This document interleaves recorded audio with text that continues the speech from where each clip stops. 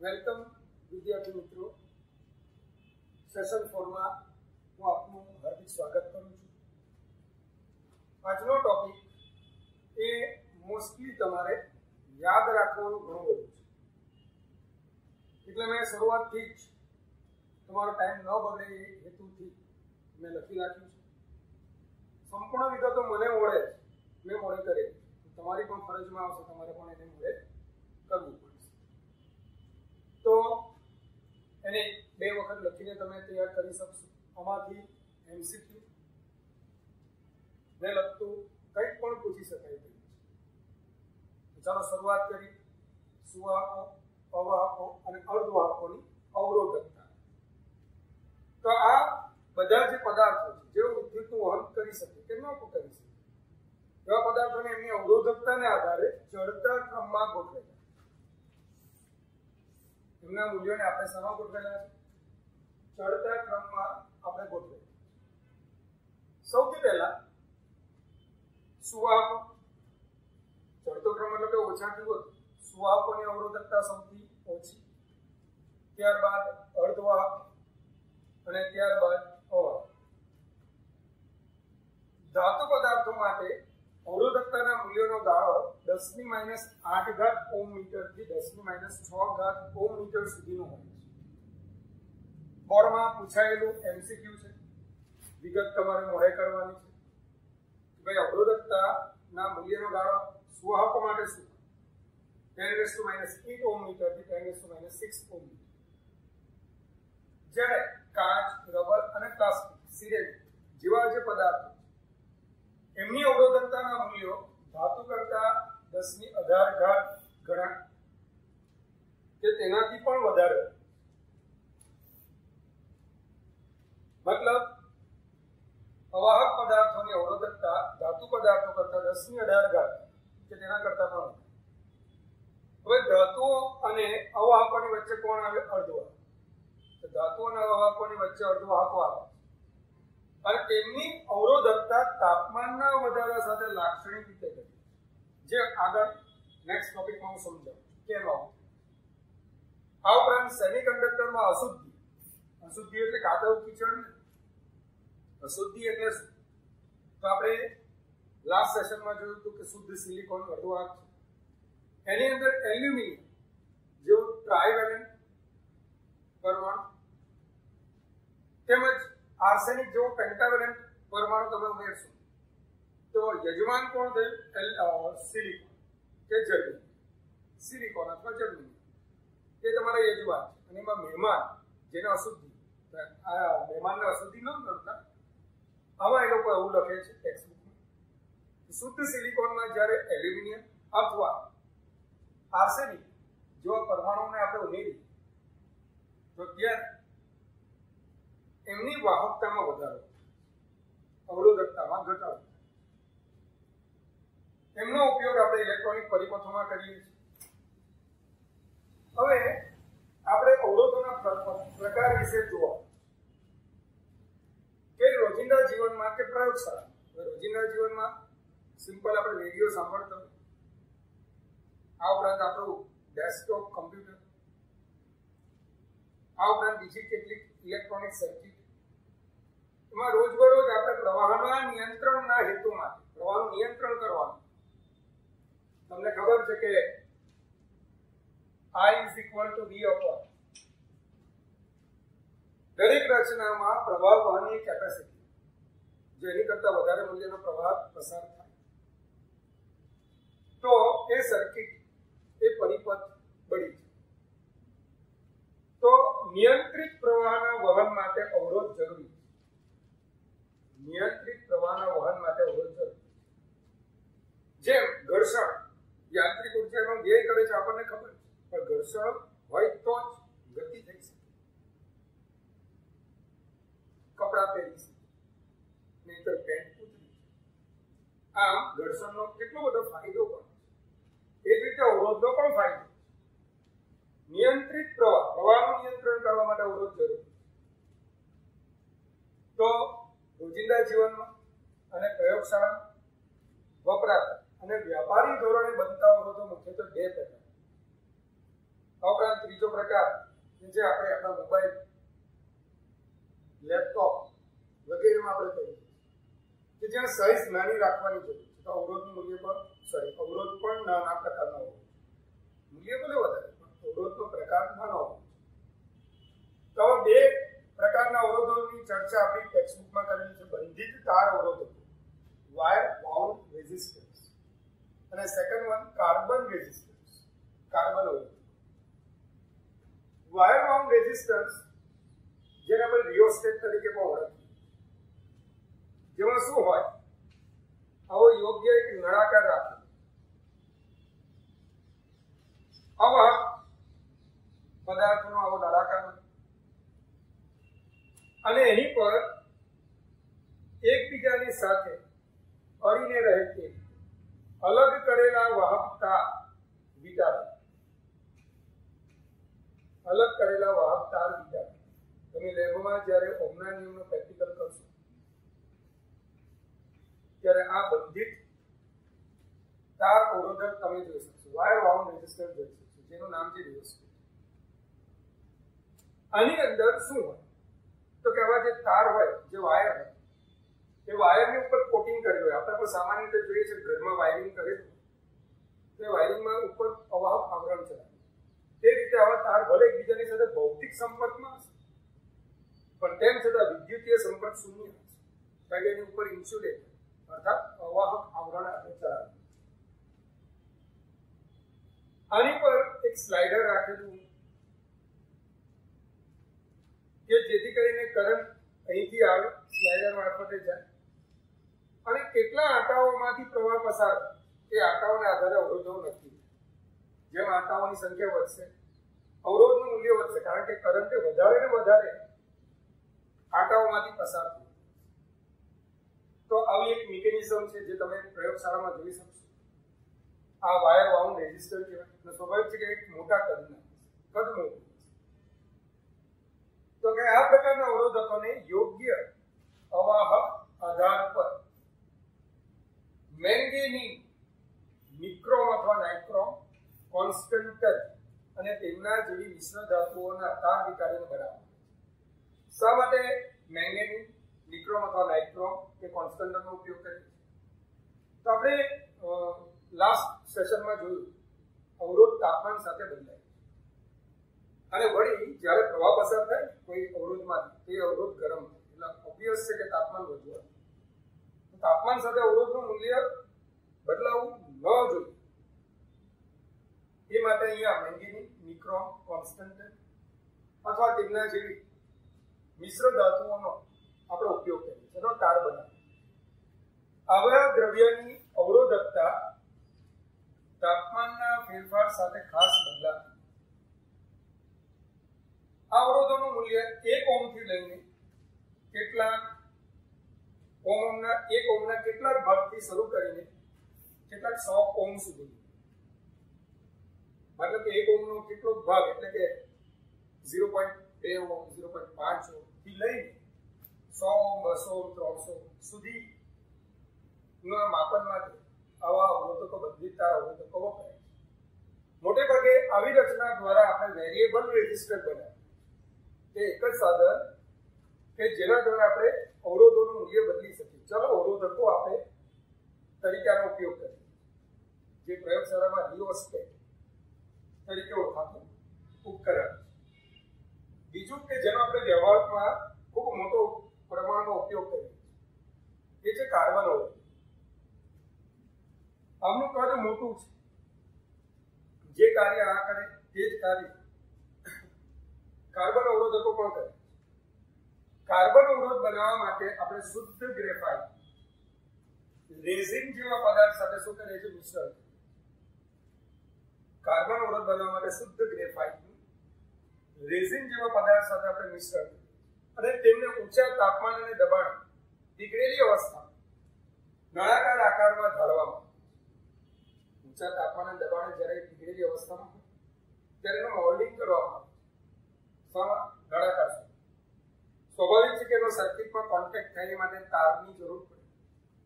તો આવા નળાકાર આકારમાં ઢાળતી વખતે આની અંદર આવા બે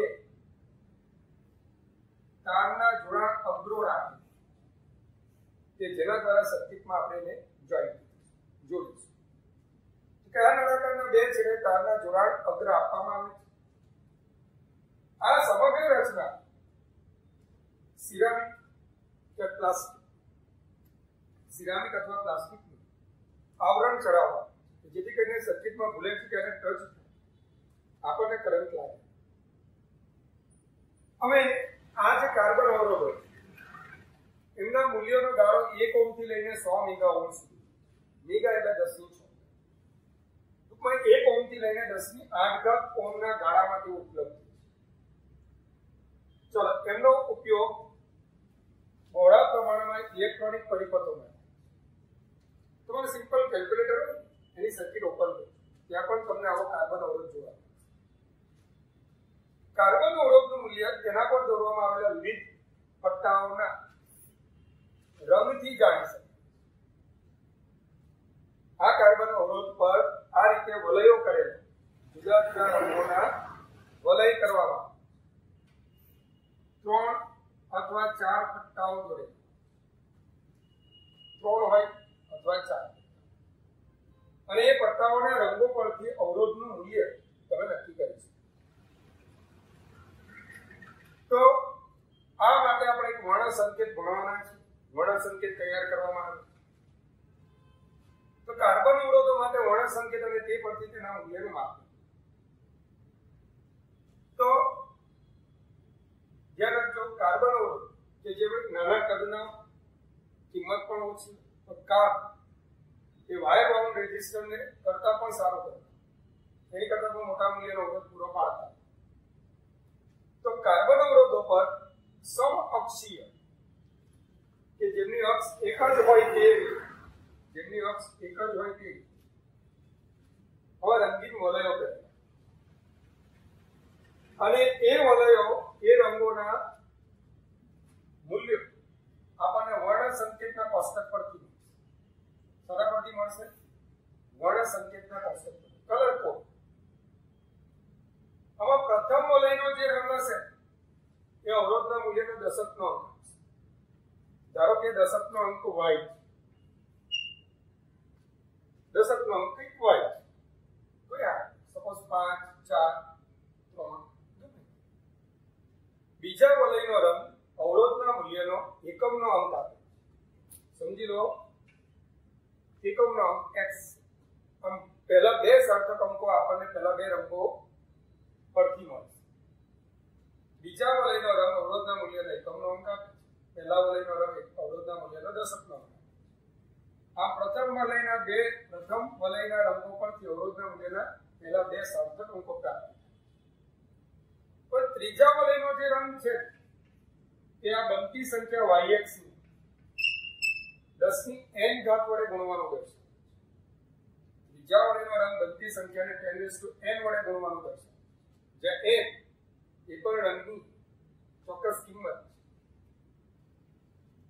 છેલ્લા વલયનો રંગ જો હોય તો મેં પહેલા જ કીધું કે ભાઈ કાર્બન અવરોધ પર 3 કે 4 વલય, જો ચોથો વલય હોય દર્શાવેલ કિંમતમાં ટોલરન્સ વિચલન ટકામાં થશે. મતલબ કે આ અવરોધને સર્કિટમાં જોડતા, પરિપથમાં જોડતા અવરોધનું મૂલ્ય કયા ગાળામાં મળશે. તો એ માટે plus or minus suppose z%, જે z એના માટે પણ કલર કોડ તમે ચોક્કસ અંક આપો. છેલ્લા વલયનો રંગ જો હોય તો દર્શાવેલ કિંમતમાં ટોલરન્સ, સહનશીલતા, વિચલન ટકામાં દર્શાવે. અને જો ચોથો પટ્ટો ન હોય તો ટોલરન્સ 20% ગણવામાં. કેટલા ટકા? 20% એને ગણવામાં. તો વિદ્યાર્થી મિત્રો, આ કલર કોડ તમારે મોડે કરો. કમ્પ્લીટલી આ કલર કોડને મોડે કરો. તમારો સમય બચે એ હેતુથી મેં આ કલર કોડ શરૂઆતથી લખી દીધો. ચાલો, વર્ણ સંકેત અથવા કલર કોડમાં શું છે? તો પહેલું રંગ, એની સાથે સંકળાયેલી સંખ્યા, એની સાથે સંકળાયેલો ગુણક 10⁻⁴ અને ટોલેરન્સ. રંગ આ રીતે કાળો, બ્લેક, કથ્થઈ, બ્રાઉન, લાલ, રેડ, નારંગી, ઓરેન્જ, પીળો, યલો, લીલો, ગ્રીન, વાદળી, બ્લુ, જાંબલી, વાયોલેટ, ભૂખરો એટલે ગ્રે, સફેદ, વ્હાઇટ, ગોલ્ડ, સિલ્વર અને કોઈ રંગ. તો વિદ્યાર્થી મિત્રો, રંગો યાદ રાખો. તો એને યાદ રાખવાની જે રીત, જે વર્ષોથી અમારા સર એમણે અમને ભણાવી, અમે તમને ભણાવીશું. અને તમારામાંથી જો કોઈ ફિઝિસિસ્ટ થાય, ભૌતિક વિજ્ઞાની બને, તો એના પછીના પેઢીને પણ આ જ પદ્ધતિ શીખવશે. પદ્ધતિ આવી છે. બીબી રોય નામનો એક બંગાળી માણસ, વર્ષોથી ચાલતું આવેલું છે સાદો વર્તમાન goes to Bombay via Gateway of India.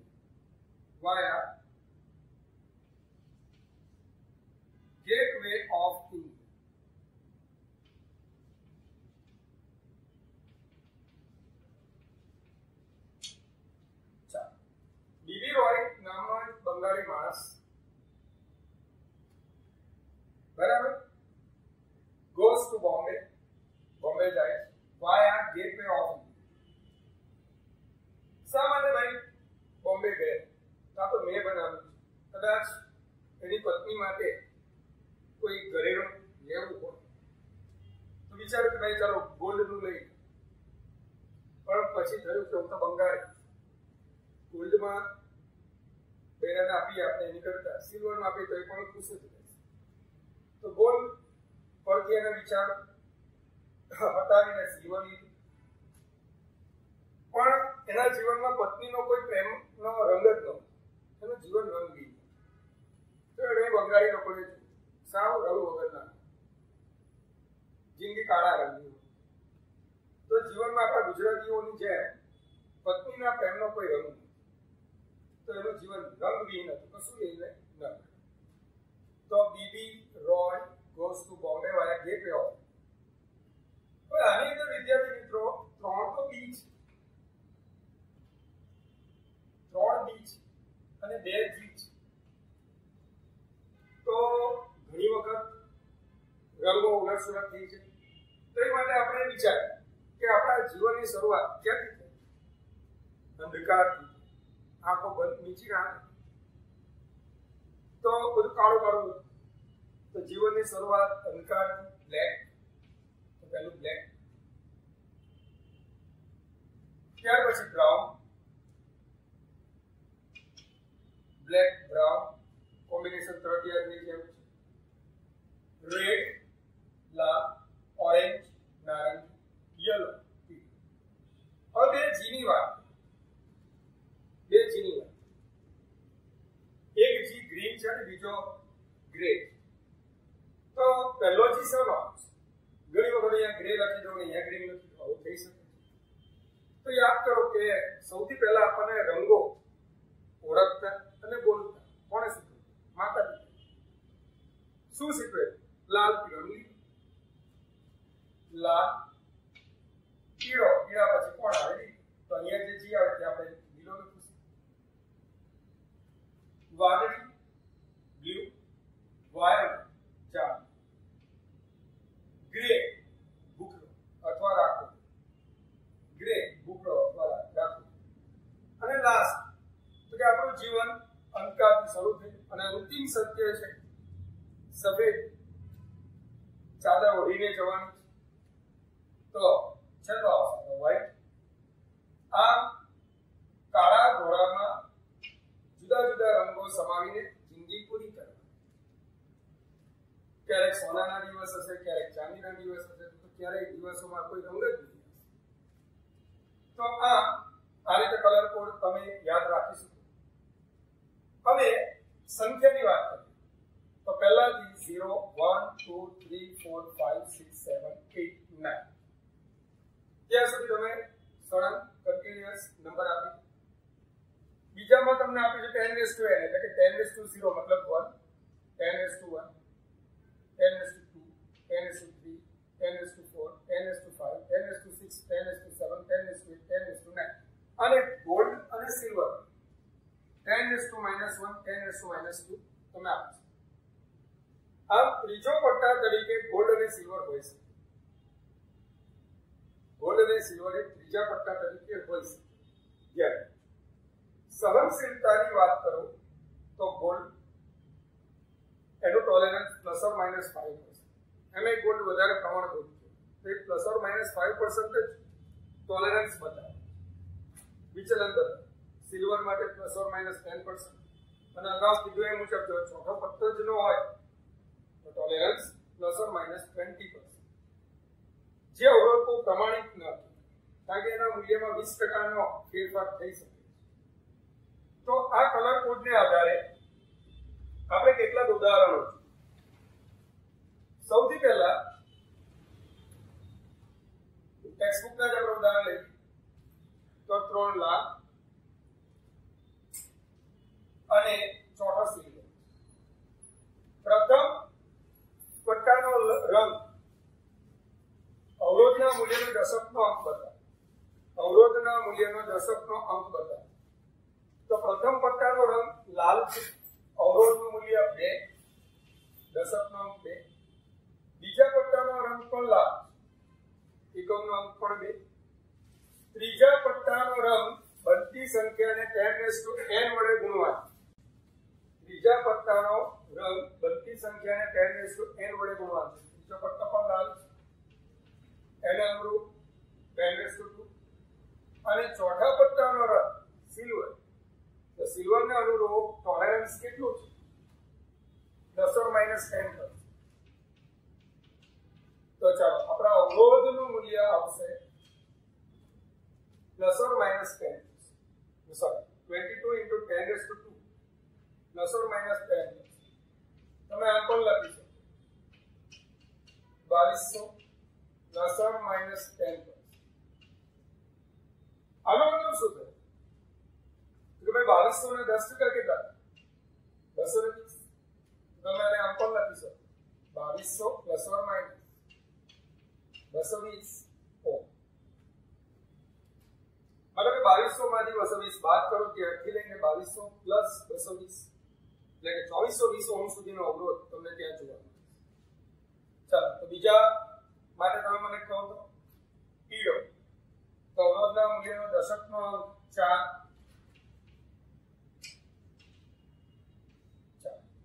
બીજા પટ્ટાનો રંગ જાંબલી, અવરોધના મૂલ્યનો એકમનો અંક 7, બનતી સંખ્યા 47.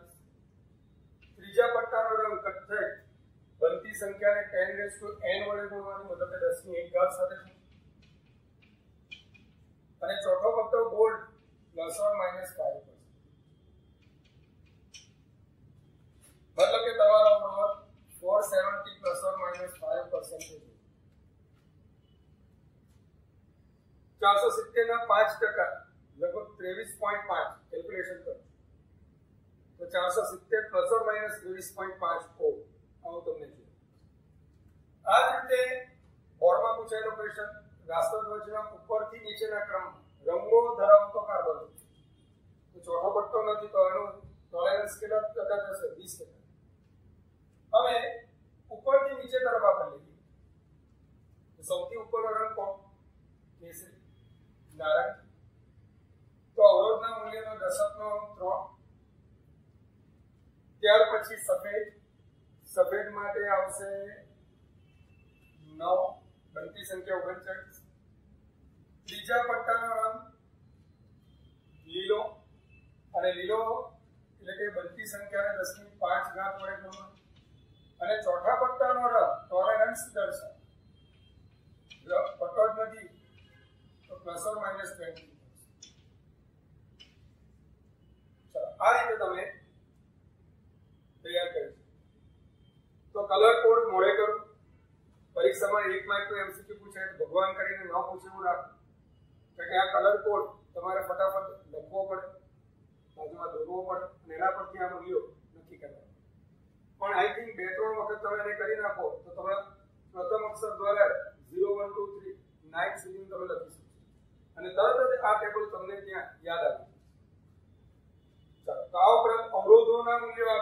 અને એના પરથી તમારે રંગો કયા હશે વલયોના એ નક્કી કરવાના પણ ક્વેશ્ચન આવતા હોય. ચાલો તો આગળ વધીએ. તો હવે આપણે અવરોધકતા પર જઈશું. આ સિવાય આમાં કંઈ પણ પ્રોબ્લેમ હોય તો તમે મને ફોન દ્વારા કહી શકો. તો આપણે નેક્સ્ટ ટોપિક અવરોધકતા તરફ જઈએ. તો વિદ્યાર્થી મિત્રો, અવરોધકતાનો તાપમાન પરનો આધાર. તો આપણે અગાઉ અવરોધકતાને ચડતા ક્રમમાં ગોઠવી. અવરોધકતાને દ્રવ્યોના ચડતા ક્રમમાં ગોઠવી. સૌથી ઓછી અવરોધકતા કોની? સુવાહક એટલે કે ધાતુ પદાર્થ. ત્યાર પછી આવે સેમિકન્ડક્ટર્સ અને ત્યાર પછી આવે અવાહક. તો હવે આ જે અવરોધકતા છે એનો તાપમાન પરનો આધાર આપણે જોવા કે જુદા જુદા જે દ્રવ્યો છે એમની અવરોધકતા તાપમાન પર આધારિત છે. બરાબર? દ્રવ્યોની અવરોધકતા કોની પર આધારિત છે? તાપમાન. અને જુદા જુદા દ્રવ્યો તાપમાન પર સમાન રીતે જુદા જુદા દ્રવ્યોની અવરોધકતા તાપમાન પર સમાન રીતે આધાર રાખતી નથી. વ્યવહારમાં બહુ મોટા ન હોય તેવા તાપમાનના મર્યાદિત ગાળા માટે એક એમ્પિરિકલ આનુભવિક પ્રાયોગિક સમીકરણ મેળવવામાં આવ્યું છે અને એ પણ ધાત્વિક સુવાહકની અવરોધકતા માટે જ આપણે મેળવેલું, માનો કે ધાતુ પદાર્થ. તો આવું ઇમ્પિરિકલ રિલેશન, પ્રાયોગિક સંબંધ, આનુભવિક સંબંધ ρ T is equal to ρ naught 1 plus alpha T minus T naught વડે આપવામાં. બરાબર જોઈ લેજો. ρ ની કેટલી ઘાત છે? T ની કેટલી ઘાત છે? તો બાકીના પદો શું બતાવે છે? જરા જોઈએ. ρ T તાપમાને આપેલ ધાત્વિક સુવાહકની અવરોધકતા. ρ naught કોઈ સંદર્ભ તાપમાન, T naught એ આપણું સંદર્ભ તાપમાન છે. સંદર્ભ તાપમાન અવરોધકતા. આલ્ફા એને કહીશું અવરોધકતાનો તાપમાન ગુણ. જો આપણે ત્યાં રેખીય પ્રસરણાંક ભણે એ જ રીતે અહીંયા અવરોધકતાનો તાપમાન ગુણ જેનો એકમ તો એક એકમ રહી તો આલ્ફા ને ટી નો ગુણાકાર પણ એકમ રહી થવો જોઈએ. ટી નો એકમ જો ડિગ્રી સેલ્સિયસ લો તો આલ્ફા નો એકમ ડિગ્રી સેલ્સિયસ ઇન્વર્સ, અને જો ટી નો એકમ કેલ્વિન લો તો આલ્ફા નો એકમ કેલ્વિન ઇન્વર્સ. યાદ રાખજો, ધાતુ પદાર્થો માટે તાપમાન વધતા અવરોધકતા વધે. મતલબ એકમાં કંઈક ઉમેરો થવો જોઈએ તો જ આ કિંમત ρ naught કરતા વધારે. તો આલ્ફાનું મૂલ્ય કેવું મળવું જોઈએ? ધન. તો ધાતુ પદાર્થો માટે આલ્ફાનું મૂલ્ય ધન. હવે જો તાપમાન સાથે વાહકના પરિમાણોમાં ફેરફાર અવગણ્યો તો આપણે જાણીએ છીએ કે ρ T તો R is equal to ρ L by તો ρ is equal to RA by. તો હું ρ T ને બદલે RT A by L અને ρ naught ને બદલે R naught A by L. Check કરો.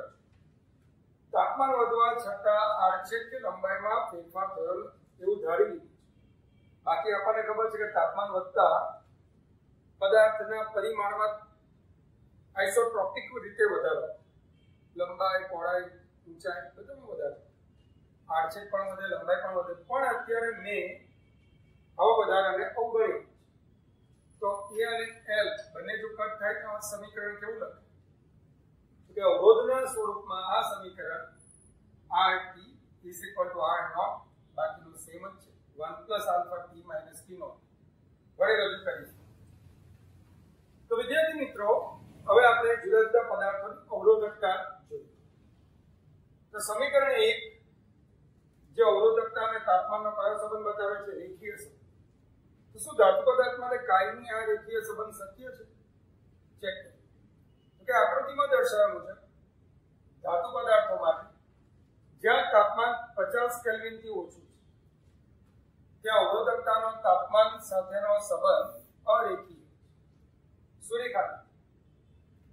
બીજું, ઓરડાની આજુબાજુના તાપમાનનો 0 degree Celsius, 20 degree Celsius, 27 degree Celsius, આ જે બધા ટેમ્પરેચરની રેન્જ તો એ દરમિયાન અવરોધકતાનો તાપમાન સાથેનો સંબંધ લગભગ રેખીય કેવો હોય છે? આ સંબંધ રેખીય. અર્થાત સમીકરણ 1 નું પાલન તમે ત્યાં કરી શકો, સમીકરણ 1 નો ઉપયોગ કરી શકો. પણ પાછો ખૂબ ઓછા તાપમાનોએ આ સંબંધ અરેખીય. પાછું યાદ રાખવાનું, મોડે કરવાનું છે. મેં તમને કીધું કે આખું આજનું જે સેશન છે તમારી યાદશક્તિ પર આધારિત બધું મેં તો મોડે કરી નાખ્યું, તમારે પણ મોડે કરવાનું. લખીને મેં તમારો સમય અહીંયા લખતો નથી, મેં લખીને રેડી રાખ્યું છે, તમારો ટાઈમ બચે અને મને એટલા સમયમાં થોડું મોડે કરાવતા હતા. ફરીથી યાદ રાખો, ધાતુ પદાર્થો માટે આલ્ફાનું મૂલ્ય 10, 50 કેલ્વિન કરતા ઓછા તાપમાને ρ વર્સિસ T નો સંબંધ અરેખીય, ઓરડાના તાપમાને રેખીય અને ખૂબ ઊંચા તાપમાને ફરી પાછો આ સંબંધ કેવો બને છે? અરેખીય. સમીકરણ 1 ની વાર્તા કરીએ તો સમીકરણ 1 નો ઉપયોગ કોઈ સંદર્ભ તાપમાન દરેક માટે અલગ અલગ. કોઈ વખત 0 ડિગ્રી સેલ્સિયસ થી આ સંબંધ રેખીય બને, કોઈ વખત 20 ડિગ્રી સેલ્સિયસ થી રેખીય બને, કોઈ વખત 27 ડિગ્રી સેલ્સિયસ થી રેખીય બને. તો એનો મતલબ કે આ સમીકરણ 1 નો ઉપયોગ કોઈ સંદર્ભ તાપમાન ની આસપાસ જે આલેખ લગભગ સુરેખ બને ત્યાં T ના મર્યાદિત ગાળા માટે જ કરી શકાય. મતલબ કે જેટલા સુધી T0 થી લઈને ક્યાં સુધી આલેખ સુરેખ છે, બસ તાપમાનના એટલા ગાળા માટે જ તમે એનો ઉપયોગ કરી શકો. T0 ની વાત કરો તો પહેલાના સિલેબસમાં 20 ડિગ્રી સેલ્સિયસને સંદર્ભ તાપમાન ગણવામાં આવે. NCERT માં 0 ડિગ્રી સેલ્સિયસને સંદર્ભ તાપમાન ગણવામાં આવે. કશું ના આપ્યું તો આપણે 0 ડિગ્રી સેલ્સિયસને લઈ લઈશું. પણ હા તમને કીધું છે કે સંદર્ભ તાપમાન 20 ડિગ્રી સેલ્સિયસ, તો તમે 20 ડિગ્રી સેલ્સિયસ લઈ શકો. એકચ્યુઅલી સંદર્ભ તાપમાનના પોતાના જ કોઈ ઠેકાણા નથી, કારણ કે આ અનુભવિક સંબંધ. દરેક ધાતુઓ કયા સંજોગોમાં ક્યારથી એનો ρ વિરુદ્ધ T નો આલેખ સુરેખ બને છે દરેક ધાતુ માટે અલગ અલગ. મિશ્ર ધાતુ એલોય્સમાં આપણે જોઈએ તો ભાઈ આકૃતિમાં તમને નાઇટ્રો અથવા નિક્રો કે જે નિકલ, ક્રોમિયમ અને આયર્નની મિશ્ર ધાતુ, તો નિક્રો જે નિકલ, આયર્ન અને ક્રોમિયમની મિશ્ર ધાતુ, તેનો આલેખ બતાવો. તમે આલેખમાં જુઓ 200 કેલ્વિન, 400 કેલ્વિન, 600 કેલ્વિન, 800 કેલ્વિન. અને અવરોધકતા, તો અવરોધકતા અહીંયા micro ohm centimetre, micro ohm સેન્ટીમીટરમાં, અર્થાત 10⁻⁶, 10⁻², મતલબ કે 10⁻⁸ ઓહ્મ મીટર. આ જ અહીંયા લખ્યું છે, અગાઉ જે છે તે જ અહીંયા. તો તમે જુઓ તાપમાન તમારું 800 કેલ્વિન સુધી આટલું ઓછું તાપમાન ગયું. અવરોધકતાનું મૂલ્ય માન 1.1 × 10⁻⁸ ઓહ્મ મીટર થી લઈને 1.2 એની વચ્ચે જ. મતલબ કે આવી ધાતુઓ, મિશ્ર ધાતુઓ, એની અવરોધકતાનો તાપમાન સાથેનો બદલાવ પ્રમાણમાં ધાતુ પદાર્થો કરતા ખૂબ ઓછો. તો શું લખ્યું કે ભાઈ આવા જે પદાર્થો છે તેની અવરોધકતા તાપમાન પર ખૂબ જ ઓછો આધાર. મેંગેનીઝ અને કોન્સ્ટન્ટ આ એવી ધાતુઓ કે જેના માટે અવરોધકતા વિરુદ્ધ તાપમાનનો આલેખ દોરશો મેંગેનીઝમાં કે કોન્સ્ટન્ટ હતું, તો એની અવરોધકતા લગભગ તાપમાનથી સ્વતંત્ર. મતલબ કોઈ પણ તાપમાને અવરોધકતાનું મૂલ્ય અચળ રહેવાનું, અચળ જોવા મળે. તો આમ મેંગેનીઝ અને કોન્સ્ટન્ટ પણ આવા જ ગુણધર્મો ધરાવે છે. તેમના અવરોધો તાપમાન સાથે પ્રમાણમાં ખૂબ ઓછા બદલાય. આથી આવા પદાર્થોનો ઉપયોગ ક્યાં કરીએ? તેથી તેમનો ઉપયોગ આપણે વાયર વાઉન્ડ રેઝિસ્ટરમાં, વાયર વાઉન્ડ અવરોધકો બનાવવા માટે કરીએ. પછી જે પદ તમને જોવા મળે છે ભાઈ ત્રીજું કોણ બાકી રહ્યું? અર્ધવાહક. અર્ધવાહકોમાં મેં તમને સમજાવ્યું કે અર્ધવાહકો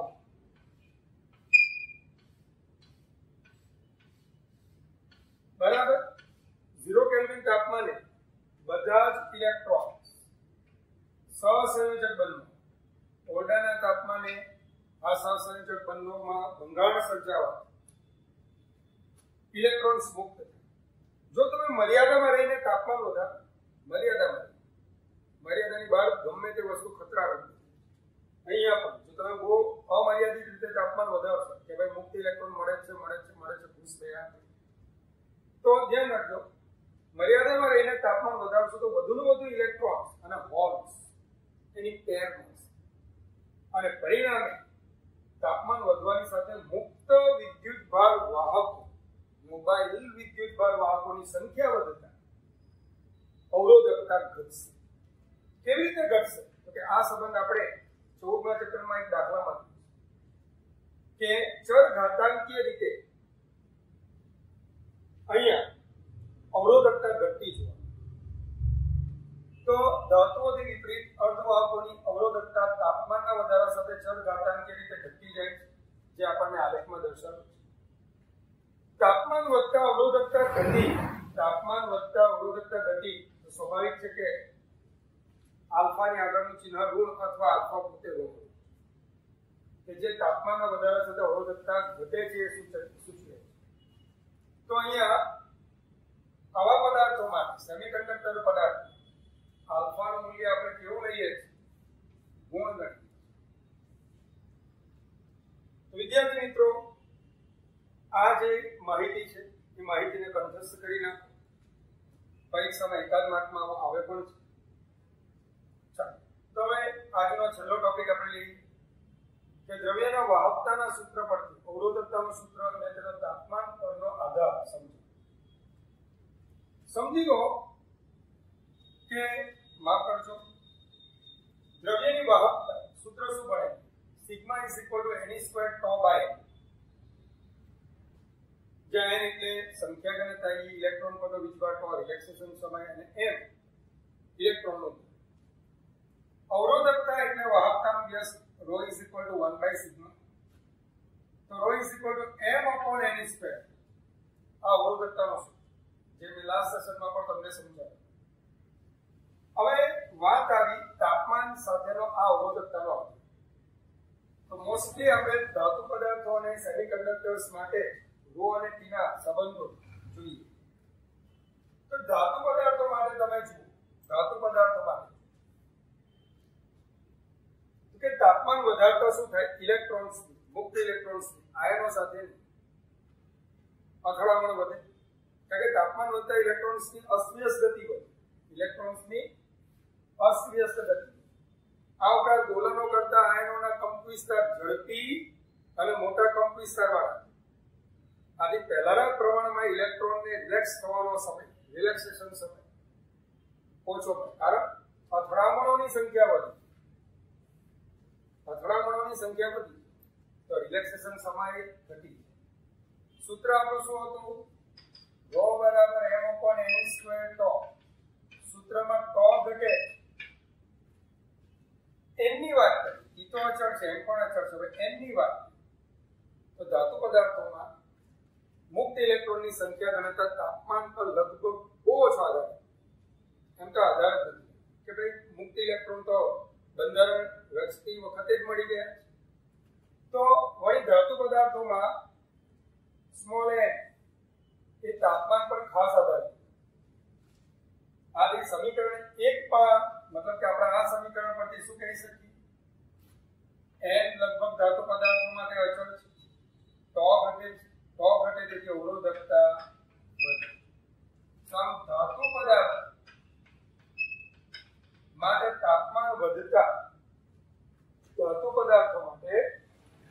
તાપમાન વધતા અવરોધકતા વધતી છે. જ્યારે સેમિકન્ડક્ટરની વાત કરીએ, સેમિકન્ડક્ટર્સમાં અર્ધવાહકોમાં શું કહેશો તમે? અચ્છા, તાપમાન વધે છે. તો તાપમાન વધતા સંખ્યા ઘનતા વધે. સેમિકન્ડક્ટર્સ માટે m upon n square tau. tau ઘટે છે વાંધો, પણ એના પ્રમાણમાં n ખૂબ જ વધે. મુક્ત ઇલેક્ટ્રોન્સ અને હોલ્સની પેર ખૂબ જ વધે. તો અર્ધવાહકો માટે તાપમાન વધતા n વધે છે, જેથી tauના ઘટાડાની સાપેક્ષે n નો વધારો પ્રમાણ સૂચક છે. ધારો કે tau અડધું થયું તો તમને એમ થાય કે અવરોધકતા રિલેક્સેશન સમય અડધો થયો, અવરોધકતા કોમી. પણ એવું સંખ્યા ઘનતા 10 ગણી, બરાબર? અવરોધકતા 5નો ભાગ લીધો. આમ tauની સાપેક્ષે n નો વધારો, tauના ઘટાડાની સાપેક્ષે n નો વધારો, સંખ્યા ઘનતાનો વધારો પ્રમાણ સૂચક છે. આથી અર્ધવાહકો માટે તાપમાન વધતા અવરોધકતા ઘટે અને વાહકતા વધે. આ ઉપરાંત મિત્રો એક પદાર્થ આવે છે સુપર કંડક્ટર, જેનો આલેખ પણ પરીક્ષામાં પૂછાય. ગુજરાતીમાં બોલીશું ને અતિ સંવાહક પદાર્થ. આ પદાર્થો એવા છે કે આ પદાર્થોનું તાપમાન અમુક નિશ્ચિત તાપમાન કરતા ઓછું કરવામાં આવે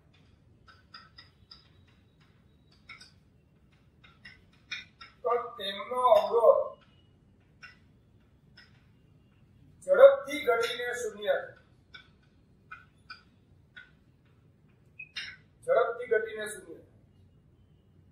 આવા પદાર્થોને આપણે સુપર કંડક્ટર અથવા અતિ સંવાહક પદાર્થ કહીએ. આવા પદાર્થો માટે રો અથવા વર્સિસ ટેમ્પરેચર નો જો આલેખ દોરીએ તો આલેખ તમને આવો. તાપમાન તમે ઘટાડતા અવરોધ ઘટતો જાય છે અને ચોક્કસ તાપમાને અવરોધ ઘટીને શૂન્ય બને. આ તાપમાનને આપણે ક્રિટિકલ ટેમ્પરેચર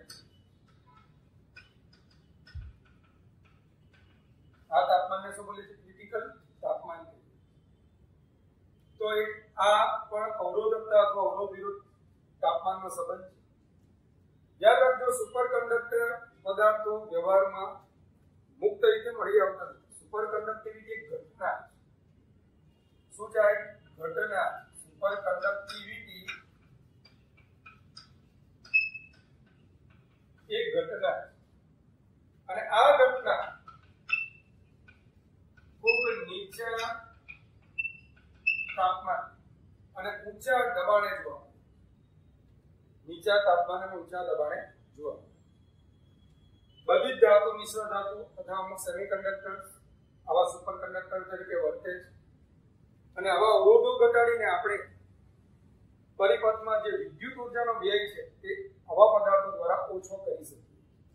જેની બહુ ડિટેલમાં ચર્ચા જરૂર નથી. ફક્ત એક આલેખ તમારા માટે કામનો છે. લગ્નના ગીત લગ્ન એ જ ગવા. છોકરો આવી ગયા પછી આપણે એમ બોલીએ કે મારા લગ્નના ગીત તો બાકી છે, ચાલો છોકરા ભેગા કરાવે. એ બહુ આદર્શ ન, અને એટલા માટે મેં આ આલેખને પેલા આલેખો સાથે લઈ લીધું. બાકી સુપર કંડક્ટર પદાર્થો વિશે આપણે ડાયામેગ્નેટિઝમ વખતે ભણીશું 5ના ચેપ્ટર. ચાલો, તો આની સાથે આજનું આપણું આ સેશન કમ્પ્લીટ થાય છે. ફરી પાછો ભગવાન પાસે તમારા માટે ખૂબ સારા આશીર્વાદની માંગણી કરું છું. God bless you infinitely, all my students. Take care. Goodbye.